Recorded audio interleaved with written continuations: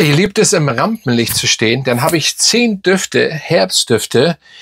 Da seid ihr definitiv im Rampenlicht. Also ihr steht da drauf. Seid ihr bereit? Mein Name ist Dennis A.K. Fragrance, auch Hamburg. Yes, so, der erste ist der Falcon Leather Matière Première.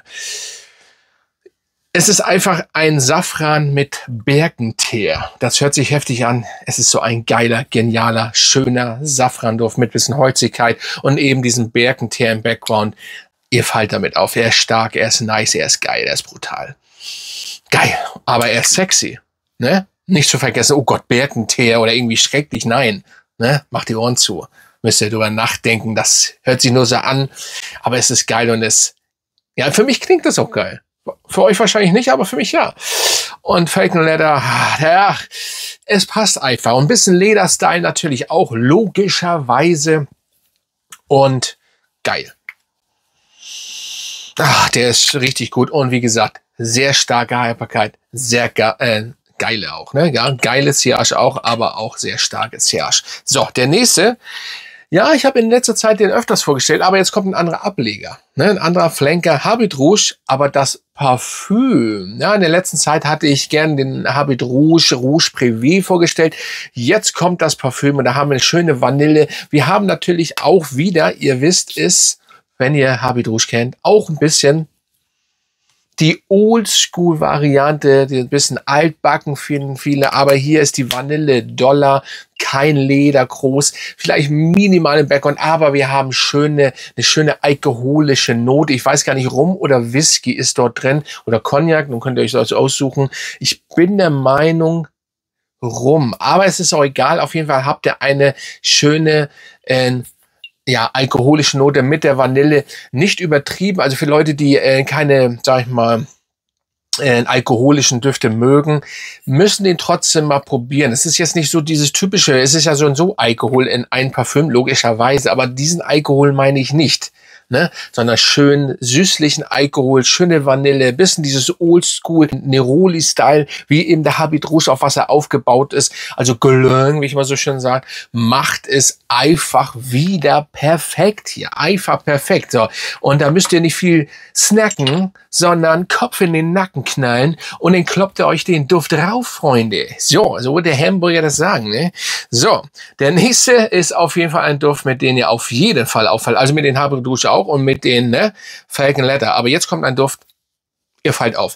Den mögen aber nicht so viele. Aber wenn ihr geil da drauf seid, ne, dann holt euch den Nasomato mit Fantomas. Ja, Fantomas, hier haben wir ihn. Das ist die Gummimelone, so ein bisschen, ja, ich weiß gar nicht. Also es ist wirklich eine Melone, die aus Gummi besteht, so abgenutzte Reifen, nicht verbrannte, abgenutzte, dann wirklich so, ich will nicht sagen Kondom-Style, aber eben die Plastiknote, mehr müsst ihr eigentlich gar nicht wissen, das ist der Duft, das hat aber was. Ich finde ihn nicht so schrecklich, ich finde auch, dass er auf meiner Haut richtig gut rüberkommt und eine leichte Süße, cremige Süße hat, aber eben diesen Plastik-Melonen-Gummi-Style. Da muss man wirklich drauf stehen, aber jo, ich würde mal sagen, kommt geil. Müsst ihr unbedingt ausprobieren. Hat Stil und Speed. Ja, wie ich immer das so schön sage. Mehr muss man nicht sagen. Gummimelone, Gummireifen, bisschen Plastik, bisschen Gummi allgemein so und dann aber schöne Melone, bisschen cremig und bisschen süßlich. Hat was.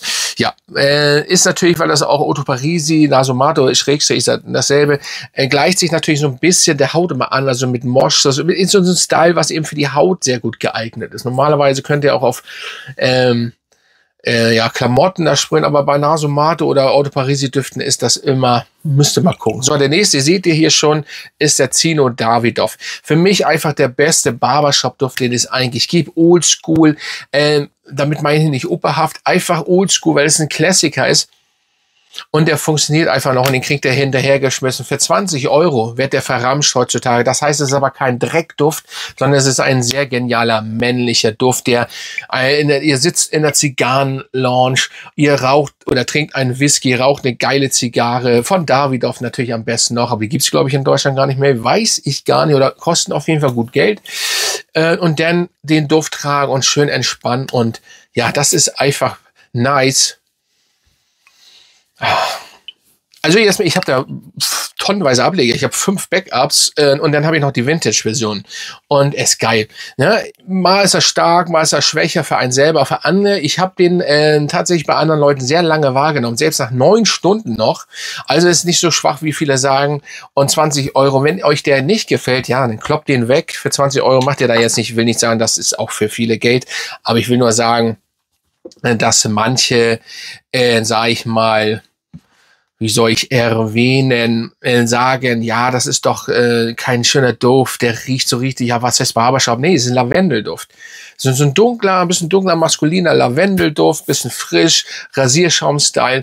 Das ist Zino Davidoff. Yes, ja, jetzt kommen wir zu Million Gold, aber das müsste tatsächlich das Elixier sein, was ich da gegriffen habe. Ich muss das ein bisschen schräg halten, weil sonst blendet das. Sieht das nicht so gut aus. Das ist das Elixier. Warte mal, da muss ich jetzt tatsächlich mal nachgucken. Ich bin jetzt, also es gibt ja Leute, die gucken auch nach immer, ne? Ich mache das sonst nicht, aber ich kann auch irgendwann auch nicht mehr alle im Kopf haben und ja, gucken wir mal hier rein, ja, welcher das ist, ohne jetzt, dass es hier so lange dauert.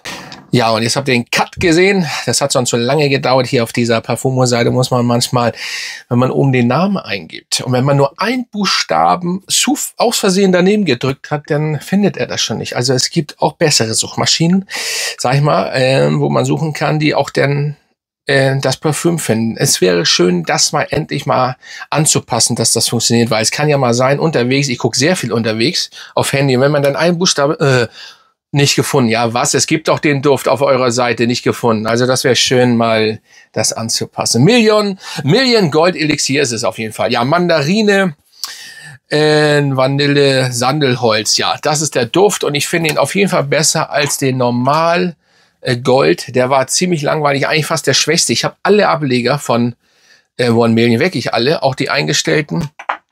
Und der ist richtig schön, das Sandelholz, die Vanille und die Mandarine kommt sehr schön rüber. Hat auch eine typische Süße, aber das Ding ist, ihr müsst One Million stehen lassen. Das ist eigentlich das macht eigentlich keinen Sinn, Düfte stehen zu lassen. Aber bei One Million ist das immer wieder der Fall, dass das so ist, dass man den stehen lassen kann und ungefähr nicht lange, manchmal schon nach 2 Wochen entfaltet sich der Duft und wird viel stärker, viel brutaler. Das habe ich auch bei diesen arabischen, hier bei dieser arabischen Line, der war ja für mich überhaupt nicht so interessant und vor allem von der Stärke nicht, wenn das für einen arabischen Markt gemacht ist, aber dann 15 Stunden, der ist so stark, du musst ihn nach 15 Stunden abwaschen. Ist wirklich so. Also schon nice. Ne? So, und der ist, den könnt ihr euch nehmen, testen, Million. Ich würde mal sagen, ganz ruhig, Dog.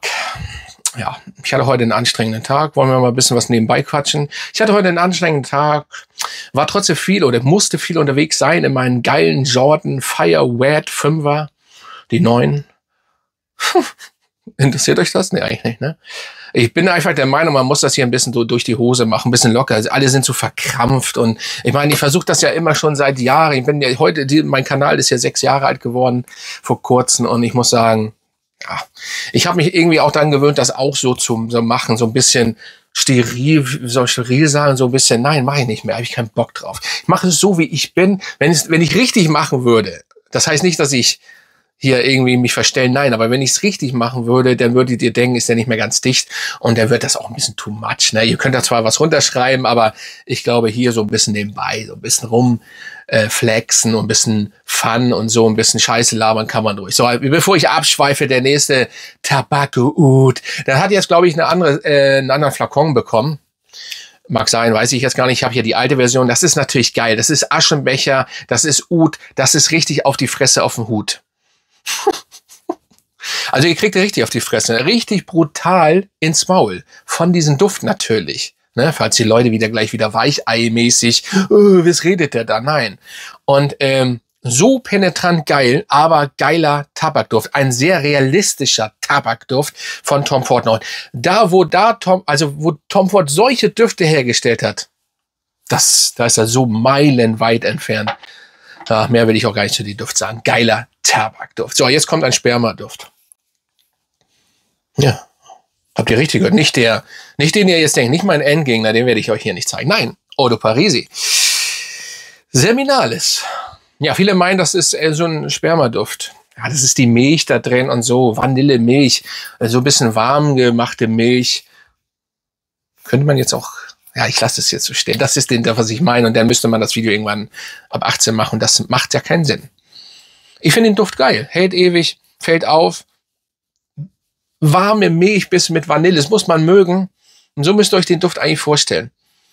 Sehr geil. Seminalis. Hält Hypercarb muss ich bei Eau de Parisi oder auch den, ich muss ich gar nicht erwähnen. Also, Seminalis muss man mögen. Ist aber nice. Aber da halte ich mich kurz, weil, wie gesagt, es riecht so viel, ich weiß nicht. Also, normalerweise mit Sperma müsste man sagen, ist Eiweiß drin. Aber ja, durch die Milch, Eiweiß ist, glaube ich, nicht da drin. Aber wirklich Milch, Vanille, oder war das vielleicht sogar Eiweiß? Egal, auf jeden Fall der Duft, finde ich, ist ein starker, penetranter Vanilleduft im Endeffekt, der ein bisschen so dieses Milch-Background hat. Das muss man mögen. Solltet ihr mal ausprobieren, ist ein sehr spezieller Vanilleduft. Den habt ihr so sonst nicht. So. Als nächstes kommt ein Duft, ich weiß es nicht, sorry, wenn es den jetzt nicht mehr gibt, weil ich habe, mal ist der da, mal irgendwo kannst du ihn kaufen, im Laden kriegst du ihn auf jeden Fall nicht wieder, aber es ist ein geiler Duft, und zwar Chorus, aber nicht der Chorus, sondern Chorus Buddy. Chorus Buddy. Früher hieß er übrigens Buddy Chorus. Ich hatte mal die ganz alte Version, die habe ich abgegeben. Weil ich den tatsächlich einen Tick besser fand. Ich fand auch nicht, dass das irgendwie anders gerochen hat. Also, so viel hat sich die verändert oder die Veränderung oder Reformulierung ins Neue gar nicht, vielleicht wurde auch gar nicht viel verändert, aber der Duft an sich, es ist Eukalyptus, ein schöner, warmer, anschmiegsamer Eukalyptus. Oh, Duft, ein bisschen, vielleicht ist das animalisch im Background, aber das ist nicht wirklich so animalisch, wie ihr das kennt, sondern die Süße, ein süßer Eukalyptusduft. Richtig toll gemacht. Ich weiß gar nicht, warum Yves Saint Laurent hat so geile Düfte früher gemacht. Ich finde das, was heute da rausgehauen wird mit Why, ja, Why, das Parfüm habe ich, das ist nicht schlecht, aber der Rest und überhaupt so, das ist alles so ein bisschen Weichei-Parfüm. Und das früher war geil, auch Chorus überhaupt. Chorus, einer meiner Lieblingsdüfte, der richtige Chorus. Und ja, aber Chorus Buddy gefällt mir auch, ne? Und ja, dementsprechend sehr nice. So, jetzt kommen wir zu einem Duft, das mache ich jetzt schnell. Da habe ich auch ganz viele Ableger, ich bin damit groß geworden. Ich habe einige, bei meinem Onkel habe ich den schon Anfang der 90er gerochen. Und wie gesagt, ich bin schon lange in Game. Also so, wenn man nicht natürlich, da gab's YouTube noch nicht. Und Job, ich mache jetzt kurz. Ja, ich habe auch noch die ganz alte Version. Sehr gut, aber hier, es gibt die Version. Die neue Version ist ein bisschen kirschiger geworden. Ich habe die letztens gerochen, die hat jetzt auch schon ein paar Jahre auf dem Puckel, aber es kennt die da draußen noch fast keiner mehr. Jetzt könnt ihr damit punkten. Job, schön Kirsche, jetzt inzwischen synthetische Kirsche, richtig süß, süß, süß. Das war der Date-Duft früher immer. Der geht, ich finde den immer noch geil, Mann. Leute, die meinen, der geht nicht mehr oder der ist trotzdem noch stark, Alter. Und die Leute, die meinen jetzt, der ist plünn oder das ist altbacken oder komm, ich kann das alles nicht mehr hören. Geht weg, Alter. Keine Ahnung von Düften oder was. Ja, ich will das jetzt nicht unterstellen, aber Leute, Nische zu der Zeit war in Deutschland oder Co. zum Beispiel, weil alle meinen oder viele, es gibt ja so Leute, die meinen, dass das hier der heilige Gral ist. Ja, ich habe auch mehr Nische. Ich greife auch zur Nische. Aber natürlich ist nicht nur Nische best. Es gibt auch viel Schrott darunter und auch viel Gleiches. Genau wie bei den Designern. Und jetzt kommen wir zu einem Designer, der aber sehr geil ist. Fabulous von Tom Ford. Da haben wir schon wieder. Sehr unique, sehr einzigartiger Duft. Leder, Mandel, aber hier nicht Mandel à la, oder aka, ja, das ist auch geil. Jetzt komme ich da nicht drauf. Meine Fresse hier. Pegasus. Nein, von Parfums de Marly. Natürlich nicht. Das ist hier wirklich einzigartig. Sehr geiles Teil. Muss man mal getestet haben. Also, es kostet so viel Geld, ne? Aber die Flakons, ne? Also die ganze, der wird ja immer teurer, der Junge, Alter. Der Mignon wird ein bisschen teuer, ne? Würde ich sagen. Ja. Aber geil. Sehr geiles Teil. So, das war's. Mehr muss ich eigentlich nicht sagen. Ich habe da hier noch neben ein bisschen Shalimar stehen. Also wenn ihr Bock habt, der gehört jetzt nicht dazu. Den habe ich aber so oft gezeigt. Ne? Steht hier rum, einfach, hab Bock, Shalimar ist geil. Shalimar, wer hier den hatet, ne? Ganz ehrlich, ich sag's so, wie es ist. Der hat keine Ahnung. Ist so. Wenn ihr auf Vanilledüfte steht, es gibt sehr geile Vanilledüfte. Ich habe so viele Vanilledüfte. Aber tut mir bitte einen Gefallen, der gehört jetzt hier nicht in der Reihe, aber ihr müsst den mal testen und dann behaltet den bitte mal drauf und geht mal mit denen los. Und dann sagt mir nicht, dass das nicht der beste Vanilleduft ever ist. Als Eau de Parfüm, als Eau de Toilette und sehr viele Ableger. Obwohl die Ableger, die Iris-Version, das ist schon ein bisschen sehr süß, noch ein bisschen anders. Das geht so weit, bisschen weiter weg vom Original. Aber ja, der neue, der ist tatsächlich auf dem Weg. Ich werde ihn demnächst vorstellen, wenn er nicht wieder von DBD versucht wird. Ja. Ja, Freunde, das war's. Das waren diese Düfte, mit denen ihr auf jeden Fall auffallen werdet. Schreibt mal unter.